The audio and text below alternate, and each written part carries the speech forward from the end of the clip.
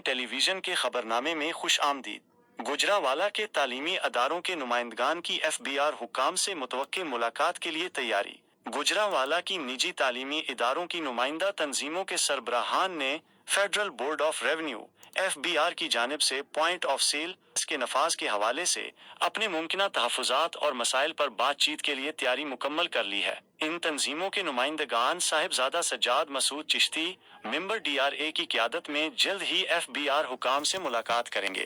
اس متوقع ملاقات کے لیے national association of private schools Pakistan NAPS, Pakistan chamber of education, Pakistan private school association, community association of private school CAPS, education forum of private institute Gujranwala, Pakistan private school association پیپسا، Kent school ایسوسی ایشن، private school ایسوسی ایشن وزیر آباد اور پاکستان ایسوسی ایشن of independent schools کے اہم عہدیداران نے مشاورت کی اور اپنی اپنی تجاویز مرتب کیں۔ اس تیاری کے سلسلے میں پاکستان چیمبر آف ایجوکیشن کی نمائندگی ڈاکٹر عزیز الرحمان چودھری کر رہے ہیں، جبکہ نیپس کی طرف سے ڈسٹرکٹ پریزیڈنٹ میاں تنویر احمد شامل ہیں۔ پاکستان پرائیویٹ اسکول ایسوسی ایشن کی نمائندگی محمد افضل وڑائچ اور کیپس کامونکی کی نمائندگی افتخار احمد سرویا کریں گے۔ Education forum of private institute کی نمائندگی عبدالسلام رضا اور پاکستان ایسوسی ایشن آف انڈیپینڈنٹ اسکولز کی نمائندگی طارق چوہان کریں گے۔ اس اہم تیاری کے عمل میں نیپس کی جانب سے چودھری زاہد، پاکستان چیمبر آف ایجوکیشن کی طرف سے عدنان بٹ اور گل زمان بٹ،